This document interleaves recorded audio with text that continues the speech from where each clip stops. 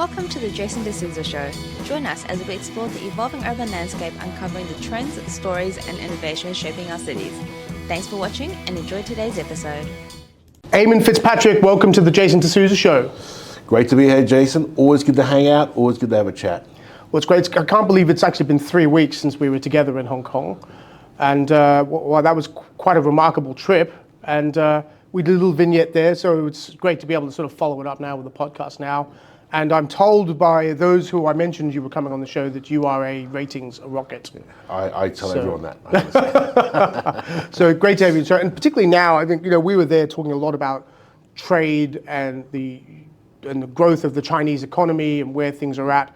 Particularly now, today where effectively 25% tariffs were meant to come in on Mexico and Canada from the United States, suspended due to their acquiescing to President Trump's requests. There's definitely a new dynamic happening in the trade environment and global trade environment, so I can't think of anyone better at the moment to speak about this, given your background. But before we get into it, we've known each other a while. Fascinated to learn we both went to the same junior school in Hong Kong, Kowloon Junior School. That's right. But I've always been fascinated with your sort of, your trajectory from, growing up in Hong Kong to the newspaper business in Hong Kong to a public affairs figure here in Australia. Tell me a little bit about that. How did that happen? So yeah, I've had quite an adventure. There's no doubt about that. Hong Kong born and raised. I was not a very good student, unlike a lot of people who are born and raised in Hong Kong. Terrible. Got punted from school at the age of 15. I didn't go back after that. And then my father, who was a police officer in Hong Kong for many years, he, via the crime reporters on the South China Morning Post, got me a job. He got me in the door. So they brought me in as a copy boy. And I always loved the two subjects I excelled at. Everything else I bombed at were English and history. So I loved writing, I loved reading, I loved history. And I fell into journalism. I worked my way up. I did a year as a copy boy in the old days. There was still no on-screen pagination. It was Rupert Murdoch's most profitable title at that time. Really? Murdoch, the SCMP? That's right. So Murdoch owned it for a long, long time. Yeah. I don't know if you remember, but the classified section, it would just make the old Fairfax classifieds look like it was thick. It was very thick. It was thick, I remember that. They reckon they recovered all their operating costs on one Saturday. Is that right? 30 days of pure profit. So, which is why Murdoch held on to it for so long. But, he in the end, he let it go because he went into satellite television. So, yes. In order to get into Sky. So that's what he did. But in Asia, it was Star. That's right, Star. That's right, Star. You might remember, it's a good chance for a story, you might remember it when Star TV opened its first, I think it might have been MTV, right? Yeah. And we had those guys, one guy and one girl, they went to island school, and they were the sort of first VJs, yeah, right? That's right. And they were broadcast into India. That's right. And that particular time, India was, just opening up to all of this stuff. Huge. And MTV was just, it blew everything up. And they formed a band and went and played.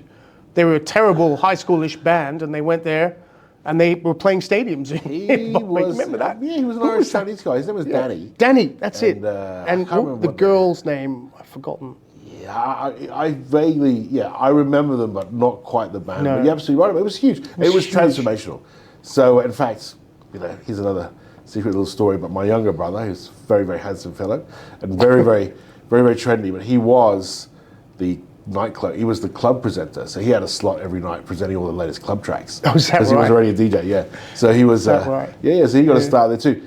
But Murdoch let the Morning Post go. But one of the upsides of working on the Morning Post in the 80s was, and I sort of worked my way up, right? I was a copy boy running up and down between the back bench where all the sub-editors were. There was still manually laying out pages, take it down to the stone where people would shoot the pages, lay them out, composite the pages, shoot them onto a metallic plate, and that's how they printed the pages. So it was really still old school.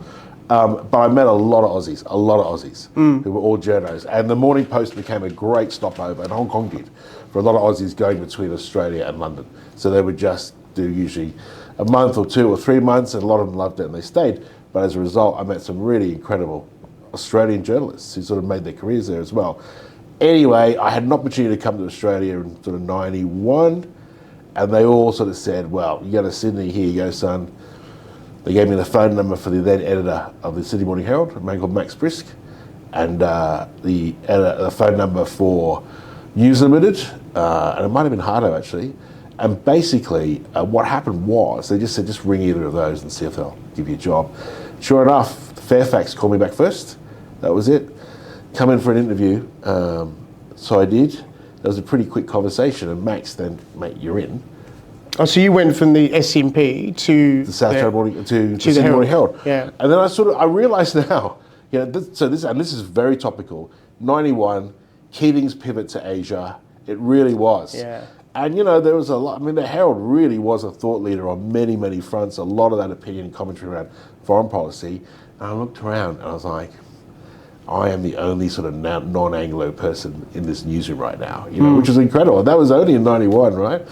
So, Well, and certainly probably with Asian experience. That's right. So, some of them had come and gone in Asia, but you're right. They're largely, someone sort of basically born and raised with that sort of background. I mean, there weren't that much. If you think about 1991 was really the period of time in Hong Kong when many people were starting to wonder what their future would be during the handover, and there was a whole pivot to, well, do I go to the United States? Do I go to the UK? Do I go to Australia?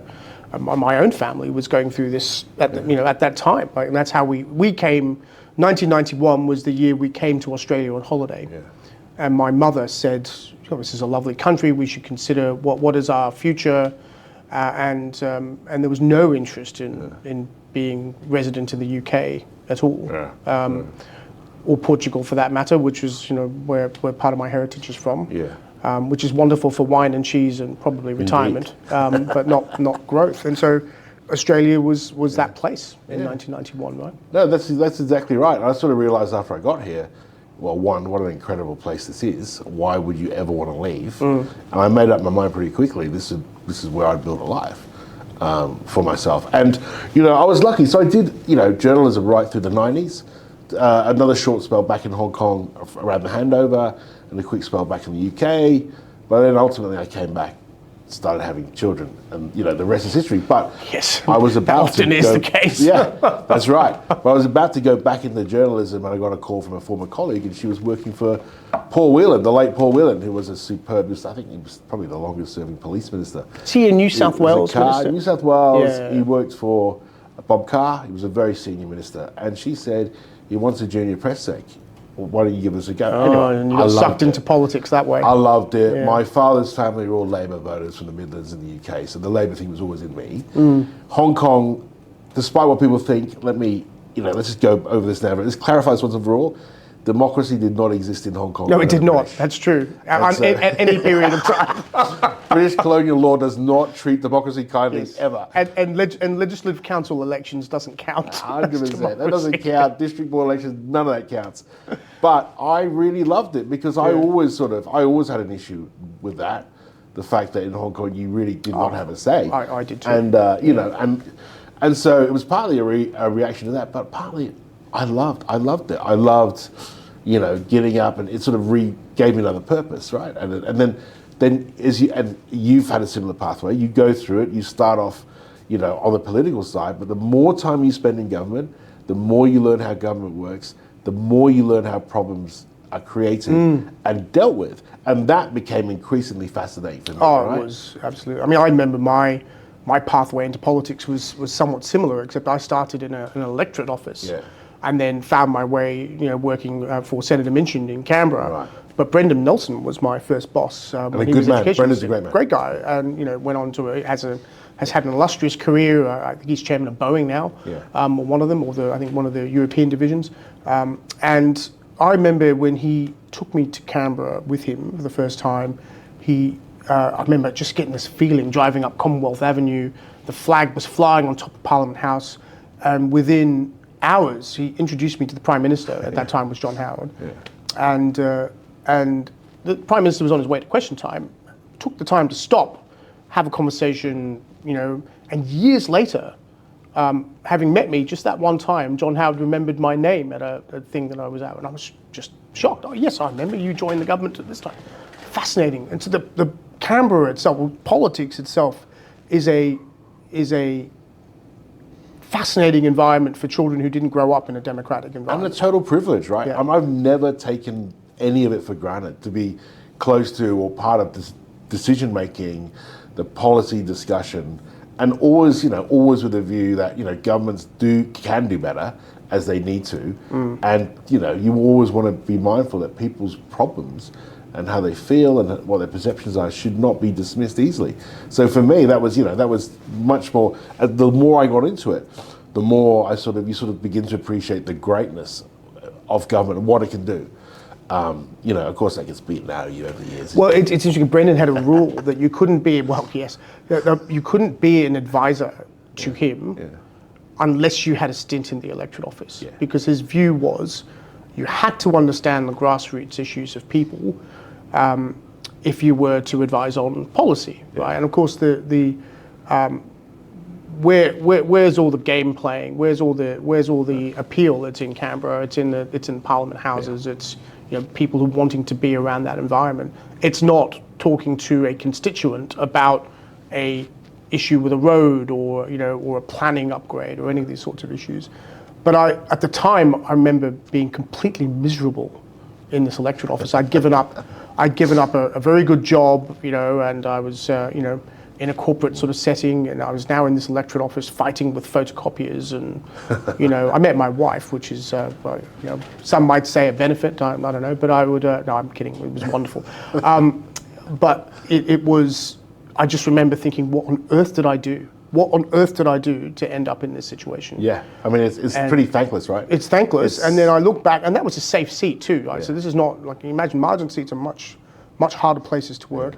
And I look back now and thank goodness I learnt that skill, that I had that experience. All politics is local, absolutely. And, there's a million examples where, to apply pressure to get things done, if you're lobbying for something, and I'm a lobbyist, sometimes the way to the heart and the head of the machine is via the electorate. Well, our great friend Andrew Huckle would tell you right now, think local, vote national, I think would be his view. And of course, his daughter, Sophia, is now one of our interns on this podcast. Very good, which is pretty exciting. So after that stint with Paul Whelan, very experienced guy.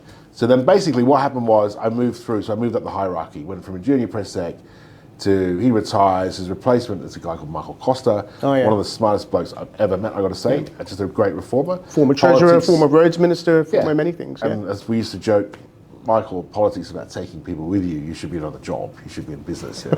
But he's a man with great ideas. And of course, he worked very closely with another of my former bosses, Morris Yemmer. So I became Morris's comms director when Bob Carr resigns in 2005. So I worked for Morris running comms for the New South Wales government. So I did that all the way through, basically, until 2007. He wins the election. I pull the pin, because by this stage, I've got nothing left to give. Do a few years in political campaigning consulting for a guy called Bruce Hawker at Hawker Britain.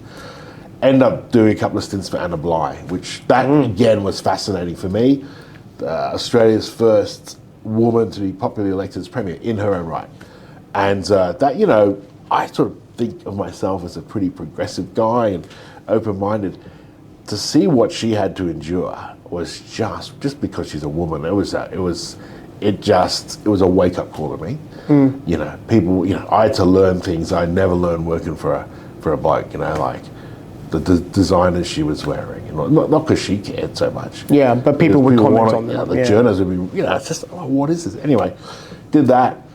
Of course, so then the second time round I'm with her, she goes down in early 2012. And then, I'm literally just, I don't know what's next. And I never worked in Canberra because my children had been much younger at the time when Kevin Rudd was there. And it's funny how things work. Suddenly I get a phone call, it's, what are you doing with yourself? Get down to Canberra. You're in the Prime Minister's office. Welcome. You're working with Julia Gillard.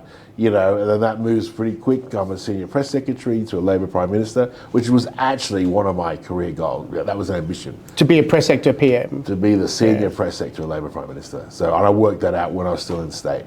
And I got there. And she's a remarkable human being, right? I mean, they all are. You don't become a leader by accident. You don't wake up one day, I'm accidentally a leader. That does not happen. Yeah. But look, she's a remarkable person, a fascinating time in this country's democracy and its parliament. and on a whole bunch of fronts, including the issue of, misogyny and how women are treated. But, I think my time working for Anna was absolutely essential in probably skilling me up and getting ready for that. Yeah. So we do that, and of course we know how that ended. And then, Kevin Rudd, another just really remarkable guy, truly remarkable individual with a huge, huge brain on him. And, I was very lucky. He asked me to stay on, and I did. So I stayed on, and so I ended up working for two. I worked for two Labour Prime Ministers. Yeah. And when you are in Canberra, you become very exposed to the world, the wider world around you. I mean, I'm from Asia, as you are, and often the Australian sort of political cycle is so wrapped up, as most countries do, in their domestic agendas. But when you're working in Canberra in the PMO, you start to become exposed to the forces at work overseas and that dynamic. When I was with Gillard, I went with her to China on a state visit, which was really quite incredible. And, that was before it all went bad. And that was quite a groundbreaking trip. They got the agreement around all that sort of architecture going forward, all the strategic dialogue. That was pretty remarkable, With Kevin, I went with him on a number of trips, but with him we went to Indonesia. He went to meet SBY.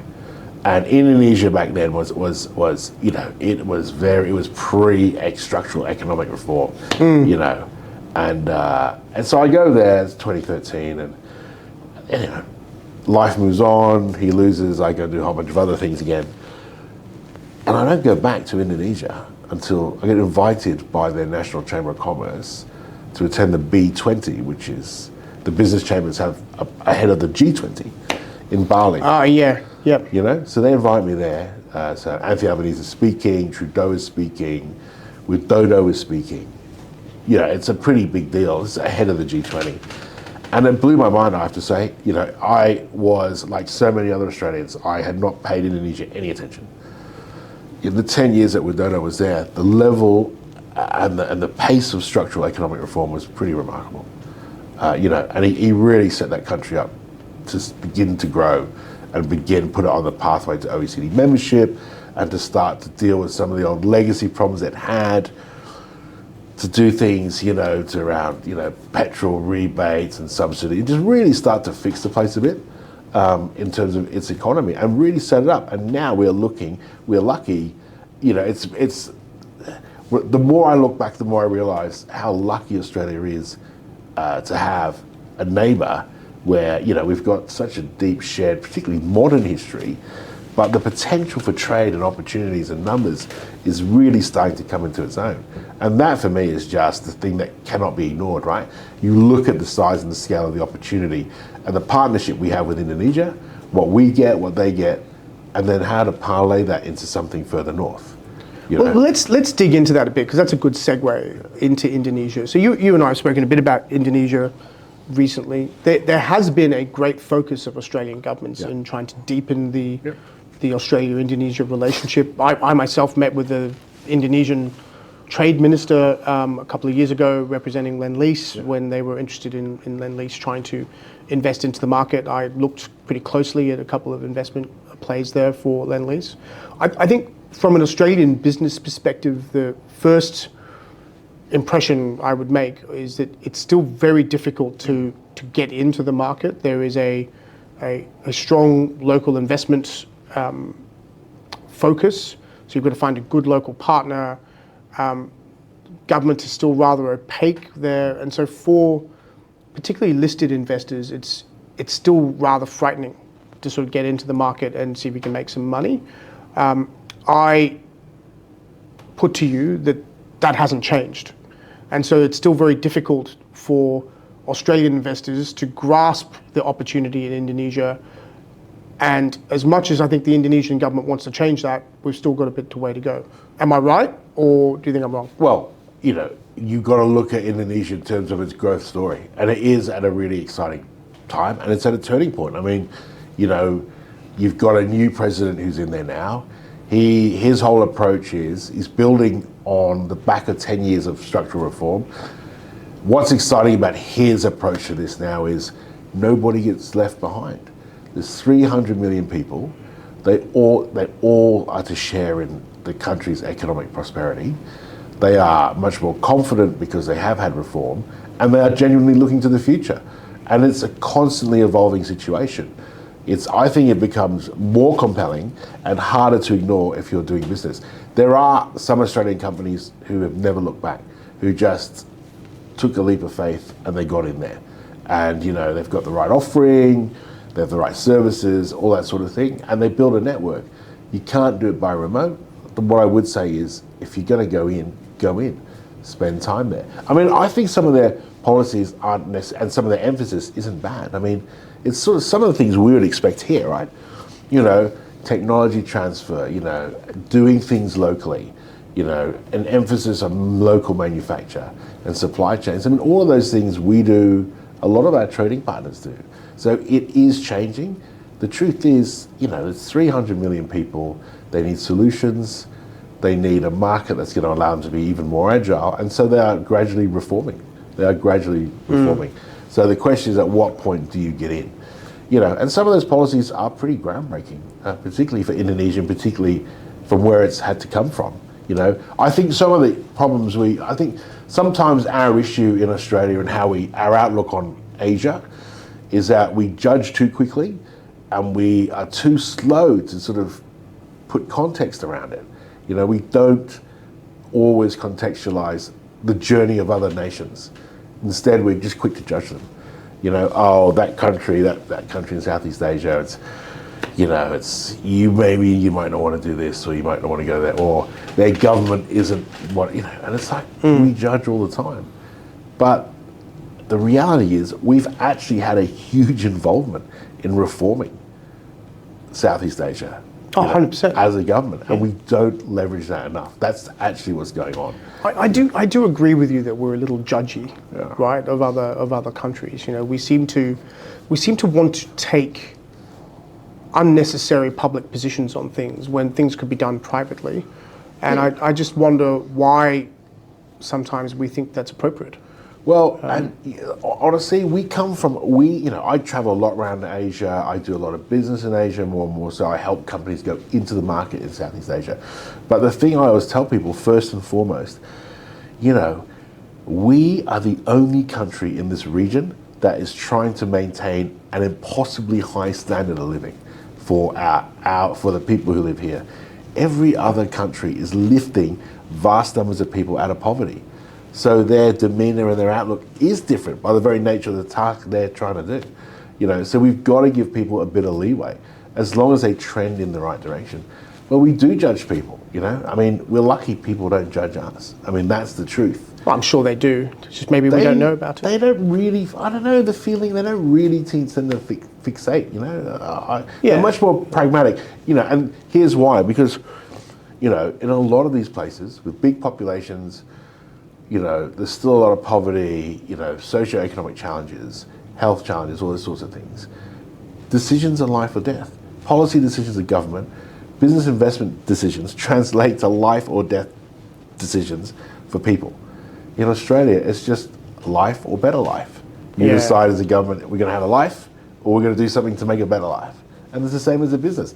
And that's a fundamental difference. And I think that adds to a position where we feel confident to be sort of making assumptions and judging people, where sometimes you just want to get on with it, right? I do think there is particularly with Indonesia, having spent a bit of time there as well, is that the judginess or the lecture that we might want to give them might be better put if we were helping them structure things the right way. So certainly the government's argument in Indonesia is you must have a local partner, because otherwise we won't have capital transfer, technology transfer, local employment. All of those things are legitimate, right? So the tolerance for a company to go in there has to be one that says, okay, we can meet those, and this is what I say to our clients, right? You can meet those requirements, but you have to go in there and negotiate them. You can't just demand, right? If you demand, they'll tell you otherwise. And you can't expect to go in there and deal with regulators or government officials or even ministers and expect the same cultural approach to what you're used to in Australia or Britain or America or wherever, right? If you want to go and invest in an emerging market like this, you have to understand the dynamics of that market in its own right, and design your investment on that basis. And some of the big investors, not just Australians, but from Japan or Singapore or wherever, have been burnt in Indonesia because they haven't done that, right? And I speak to plenty of Japanese investors who are now investing in Australia who have had substantial losses in markets, not just Indonesia, but others, because I think they haven't taken that perspective. Yep, I agree. I mean, it's about commitment. If you want in, then go there. Go there. You've got to be there, and you've got to play the long game. I mean, there's no doubt about that, because these are ultimately the sort of horizon on a lot of these things is in line with the population growth and in line with the long-term economic growth. So you've got to be in for the long term. You've got to get in, build yourself a base to operate from, build those networks, and do that. I mean, you can't just waltz in and sort of plant your little operation and waltz out again and then hope it's going to grow. I mean, you got to commit. And certainly from our perspective, what we're looking at, what I've been looking at for our firm is infrastructure. What are the right commercial models for infrastructure? They've got a huge infrastructure agenda. Protein is another one. We've had a few discussions about the demand for protein. I think the new president has a policy of one meal a day provided by the government to all Indonesian citizens. I mean, that is a significant. 2 meals a day. 2 meals. 86 million school children. 86 million school children. So that's a huge. And 4 million pregnant women. But you think about that. Some of the commentary is, what's this about?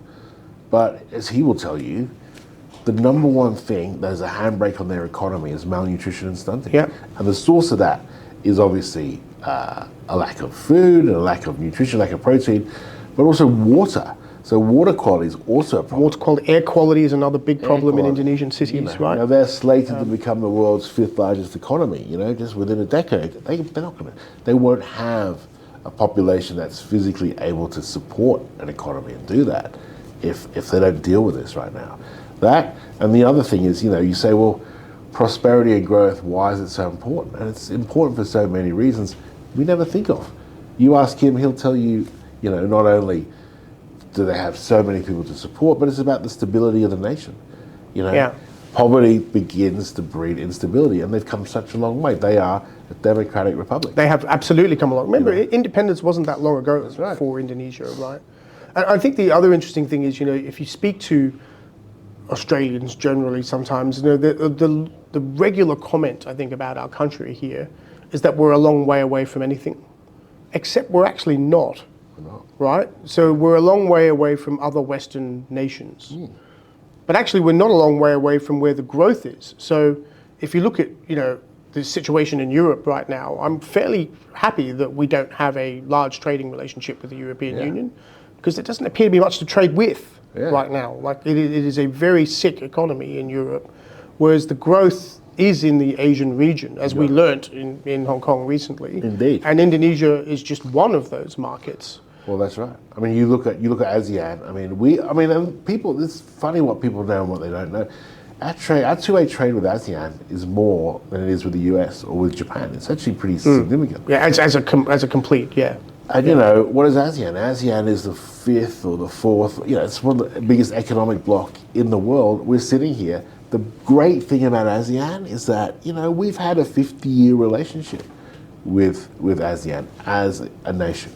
We at were prime ministerial level, right? So we were the first. I'm pretty sure we were the first sort of nation to have an established, relationship with ASEAN, and they are dealing with so many issues we need to understand and be part of too. You look at all the challenges, right? Sure, we talk about power. How are we going to power our data centers? How does our economy grow? If we don't have the data centers, how are we going to power those? And then other things, AI. We need to get our act together. You know this and I know. We are being left behind. I mean, a lot of these nations, a lot of these economies have just streaked ahead of us, including Indonesia, but many of these countries in that ASEAN region as well. They are way ahead. They've got, codes. They've got regulatory, challenges that they're overcoming. They're working with. They are correct to have for their shared economic bloc. I mean, they'll be finalised this year. We got to make sure that we're across that. So I want to get to AI, because I think that's a very interesting place. But I look at Australian governance generally. Both sides of politics have focused on ASEAN.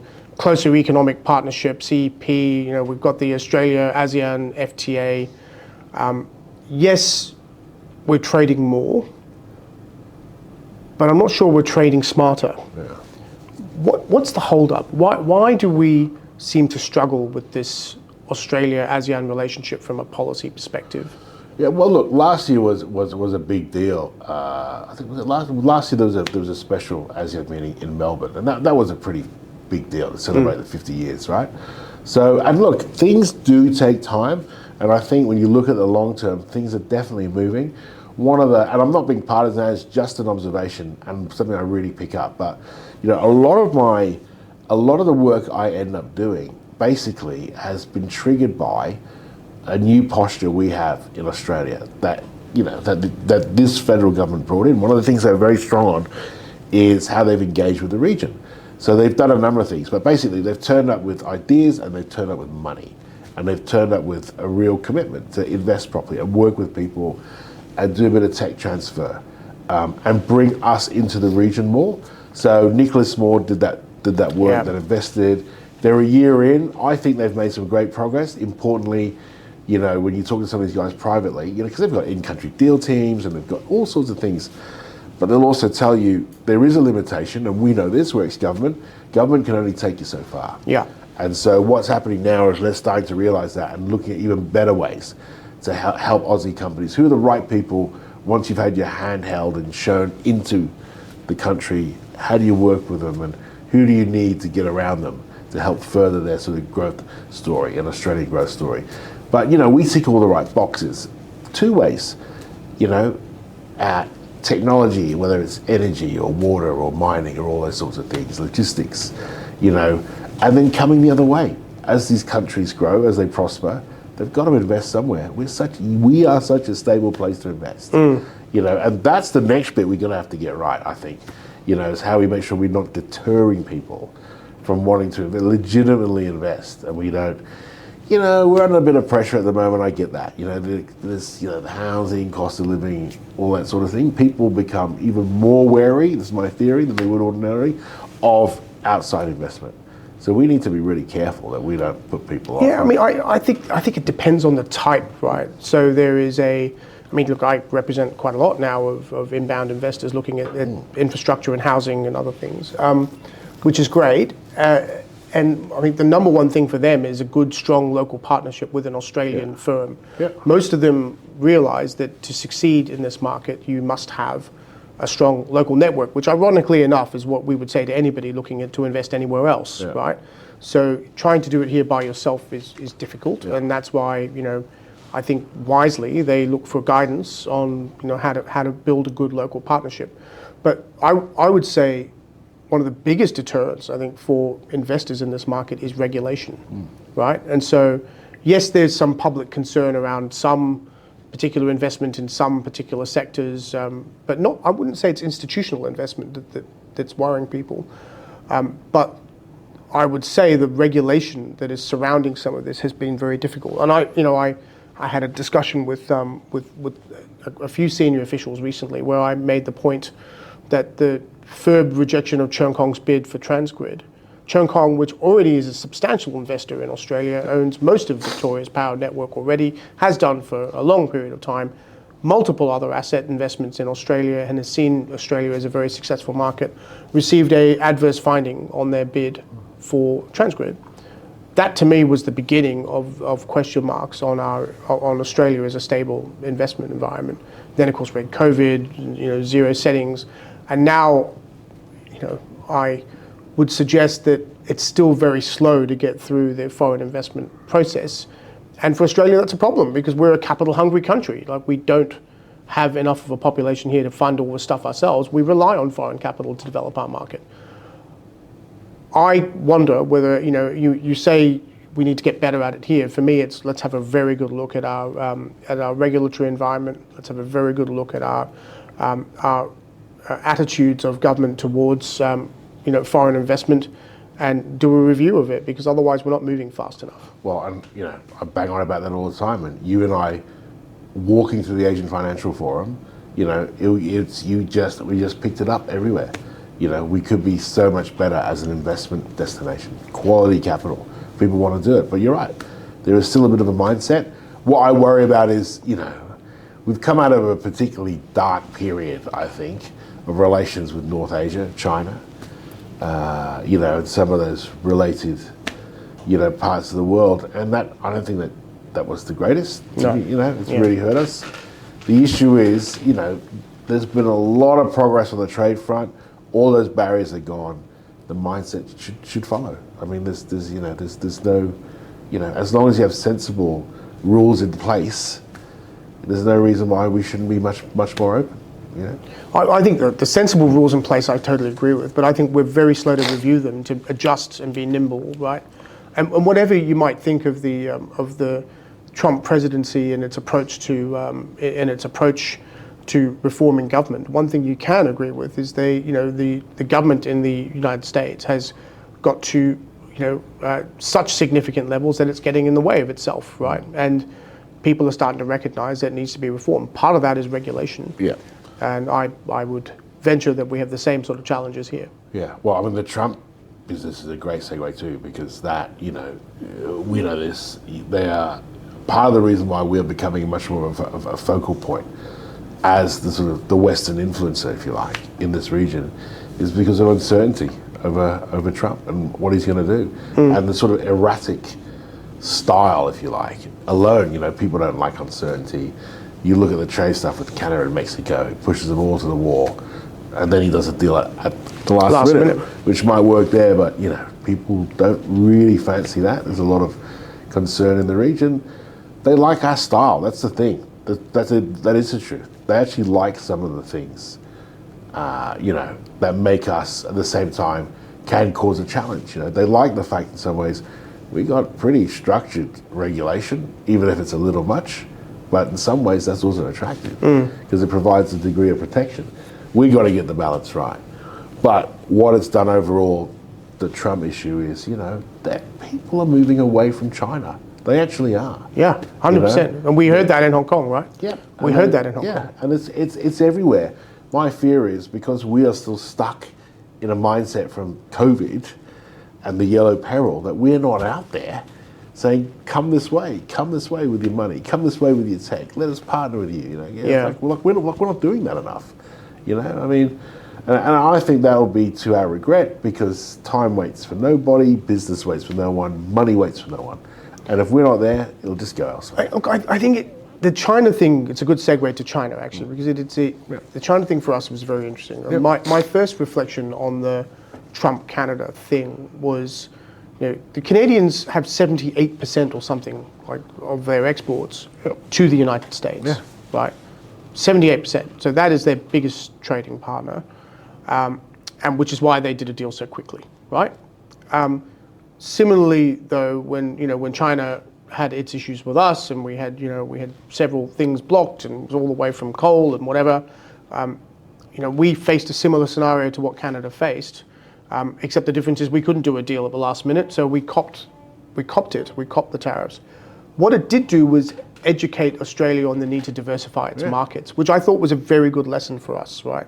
I think we had become very tolerant and very reliant, rather, on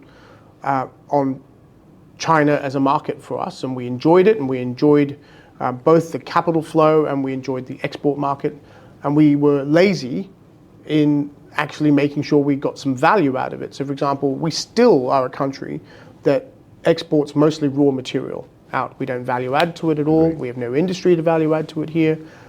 We have everything under the sun in this country that could make us an even wealthier country if we actually want life or better life or even better life to get there. And governments of both persuasions have spoken about it for a long period of time.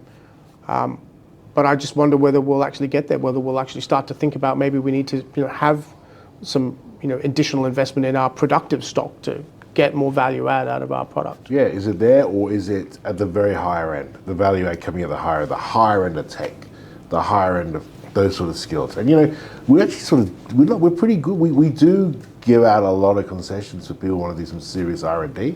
I mean, we are a favoured destination worldwide for that. So we've been now we are. So, we are I think we're sort of doing what we can to keep up on that front. And that's a marvelous thing to sort of see, right? But I agree. I think we're sort of at a crossroads. And, I mean, manufacturing is expensive. Yeah, absolutely it is. We don't, who wants to manufacture, who wants those jobs? And we've got our own crisis going on in terms of a workforce. Do people want to do that stuff? I mean, it's not what it was. I mean, one thing about business is that, if it is viable, they'll be there, right? But we saw the car makers go.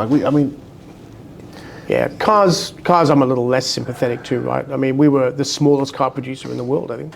No, but if there's opportunity and there's potential and you can make a buck, people are around, and they obviously just made a call on it, right? And I'm saying, in the end, when you look over the long term, and that was just another symptom of the challenges we face of trying to be a manufacturing nation, of a value-add, nation. I mean, just look at lithium, the cost of building a refinery, billions, but the way the world's going, why wouldn't we build one? Well, this is where the technology question comes into play, right? I do wonder whether it's, okay, lithium, it's a very valuable commodity. Someone's going to refine it.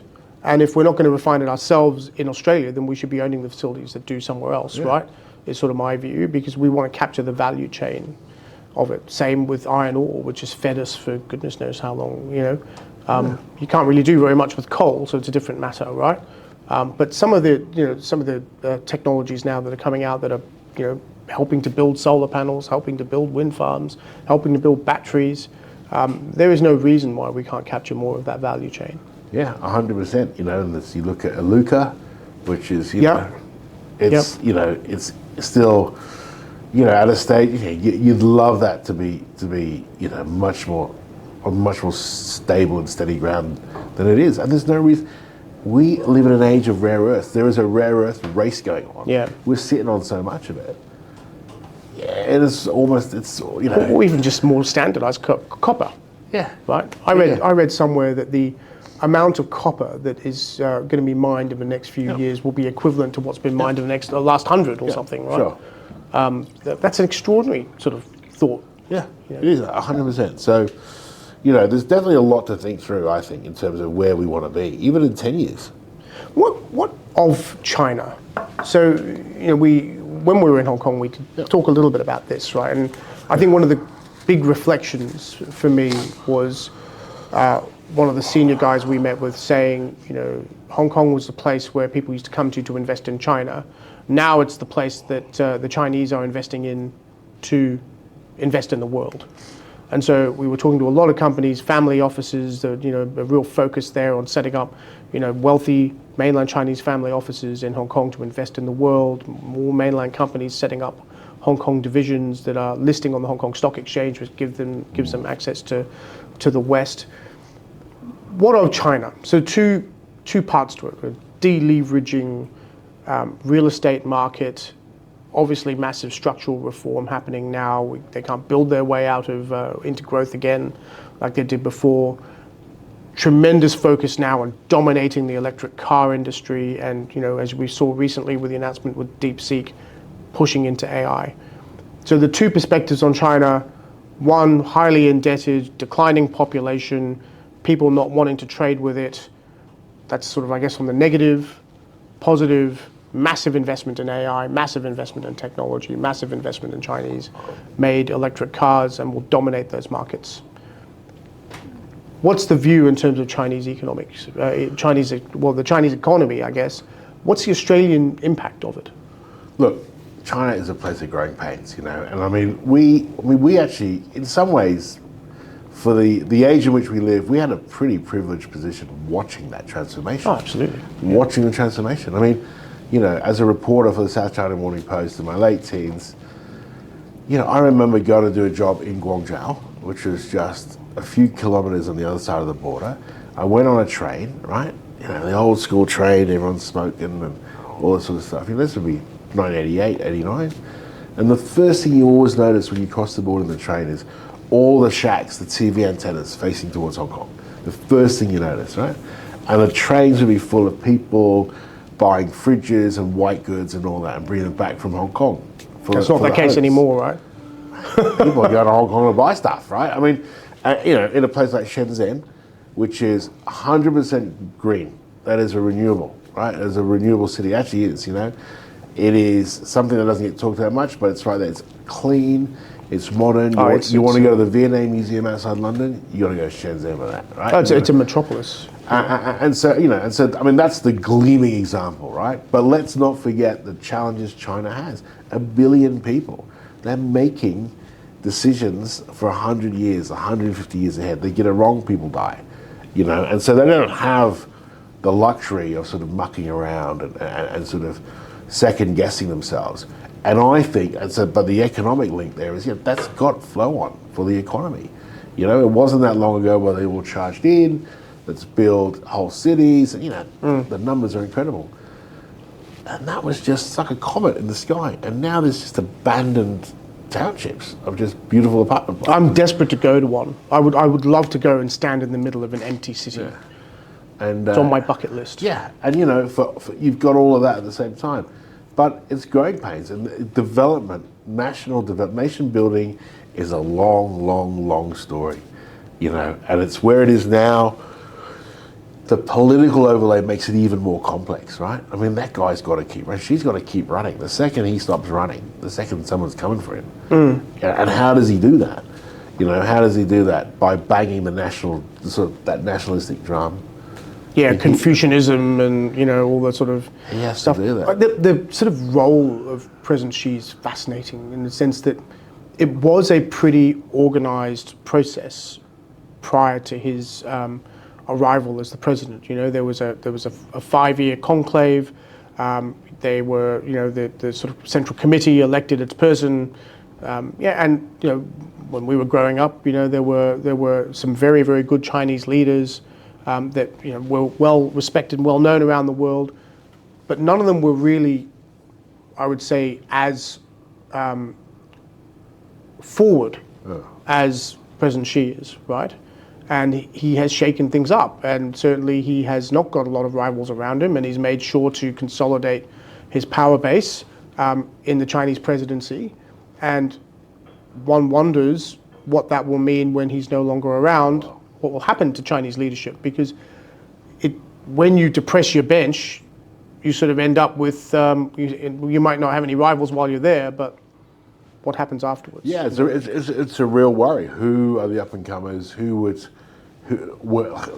are the provinces with the power plays? Who knows? That is actually the thing that would, that should keep you up at night is what's coming next, right? Yeah, and we shouldn't beat around the bush here. I mean, the people who were in line to be future leaders were, sort of disappeared off the scene. People like Bo Xilai disappeared.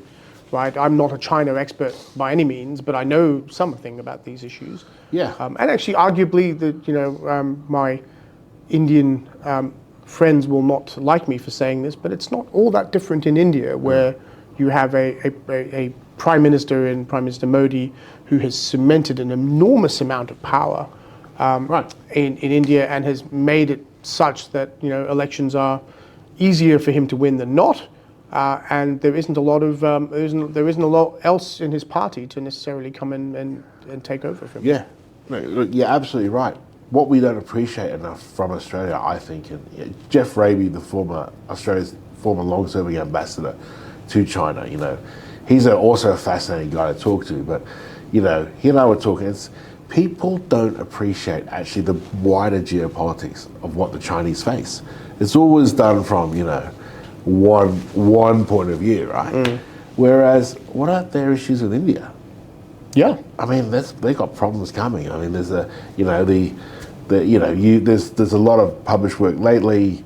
We're looking at issues around water and food security, and what that'll do with the construction, of some new water infrastructure, right? And what that could mean for India. There's a lot of nervousness around that. I mean, where does Australia figure that? No one could know. You know what I mean? And so we sort of view China just as if they're coming for us. They got so many challenges of their own. I don't know how often they sort of think about us, right? But then you look at the context. I mean, we grew up at a time where, I had to remind someone the other day, when you and I were kids, you couldn't fly direct from Taiwan to China. You had to fly via Hong Kong. There were no direct flights. Yeah. You know, if they were going to invade Taiwan, they would have done it by now. I mean, why would they, you know?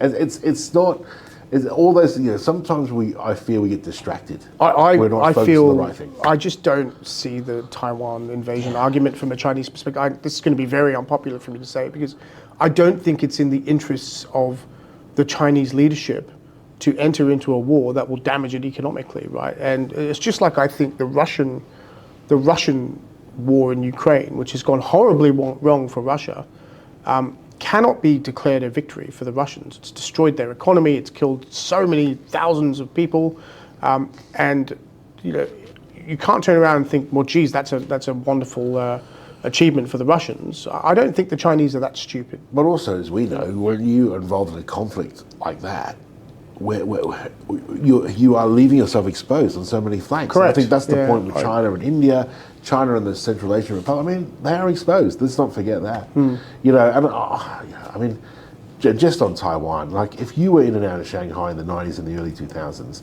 you know, what people never talk about is Shanghai as a global financial center was built by Taiwanese, by foreign-educated Taiwanese, Taiwanese money, all Taiwanese economic know-how. That's how it began. So actually, the tie between China and Taiwan economically is stronger. It's entwined. The Chinese have always used economic investment as their pathway to international engagement, right? So, I mean, Belt and Road is effectively that, right? Yeah. Like, again, the very negative view on Belt and Road is that, you know, you indebt these countries and then they're beholden to you. But I would put to you that that's standard international practice for countries. Yeah. You know, and look, this is not to be an apologist for the Chinese administration. I mean, there is a lot that it does with Taiwan that it probably shouldn't do.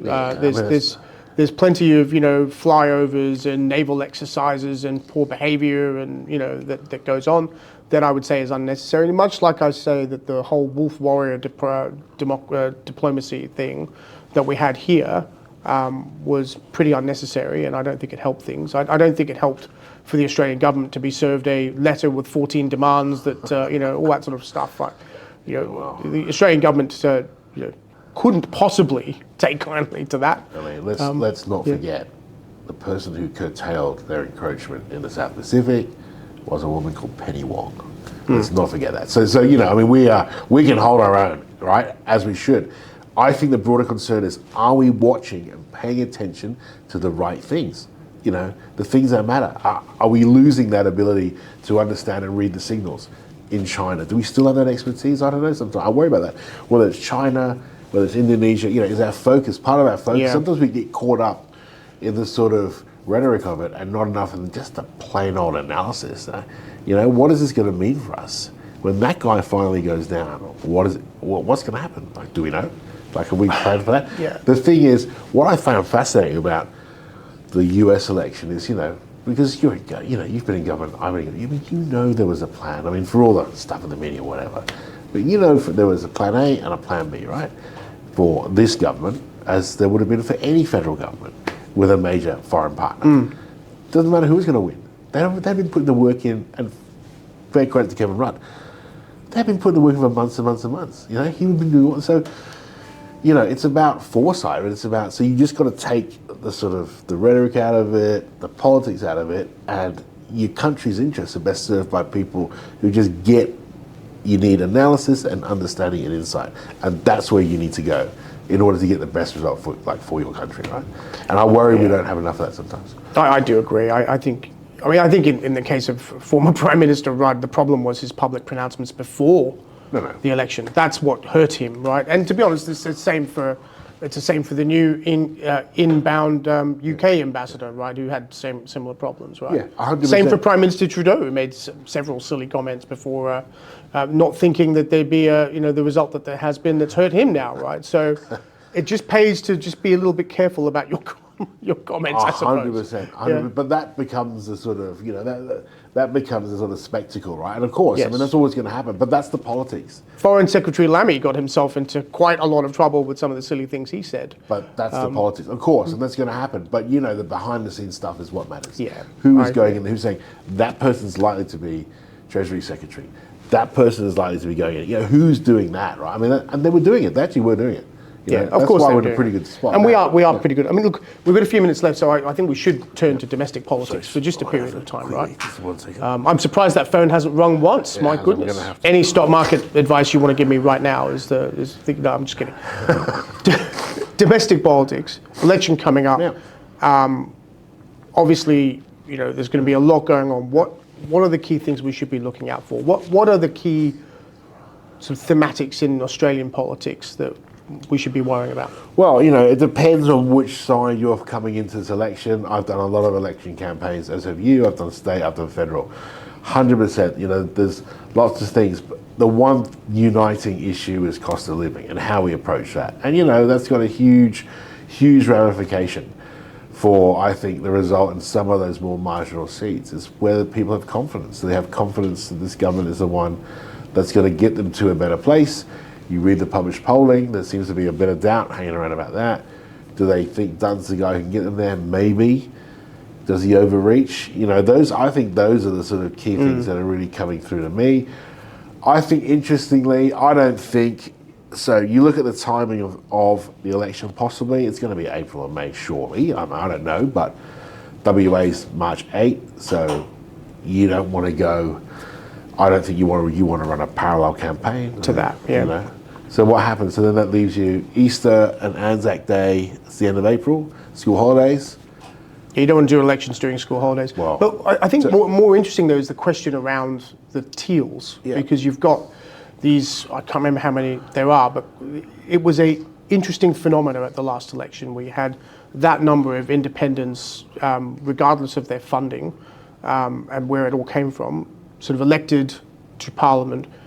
Are the political dynamics now different to that election? Do you think that supports their case or doesn't?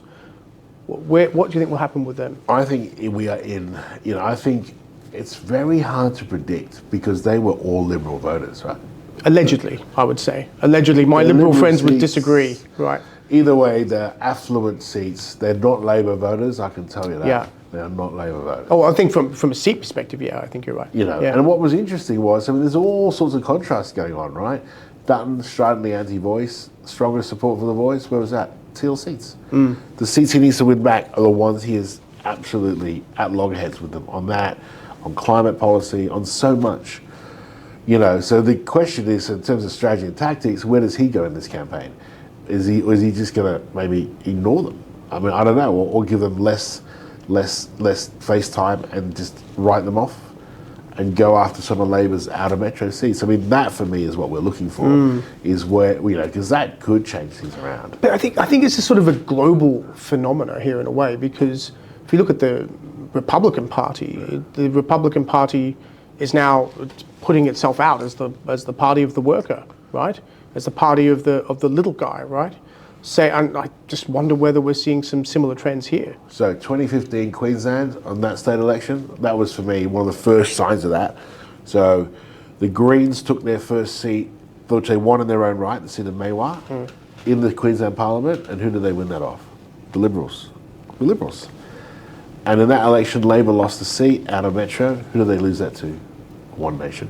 Yeah. And there you go. So Wow. that is the Yeah. encapsulation of that, exactly that sort of, you know, Yeah. blue collar, they come, you know, so There's been a clear weakening in the Green position, though. I think, you know, some of the last sort of polling we've seen, definitely Greens are down. So I'm curious to see what impact they'll you know, have. and I just think people are just over that sort of, you know, posture with that being able to deliver much. I think people, Yeah. they're becoming more practical and more hands-on, and they're just, you know, they're just giving that sort of stuff short shrift. Yeah, but it's not going to fix my problem. You know? Yeah. And I think there's a very big difference between the leadership today and the Bob Brown Exactly. leadership, right? Bob Brown was a true environmental leader who ran a party that was focused on those sorts of issues. That today's Green Party is well beyond that. But we could go on about this for hours. I just wanted to do a few minutes, and I've got you in place for a bit while. It's been great having you on. I think we'll have to have you back because there's a lot more to talk. Maybe we'll do a post-election debrief where you can tell me where some of these predictions were right. Yeah, absolutely. Yeah. Love Thanks to do for that. coming on the show. Always good to talk Cheers, to you. mate. Cheers.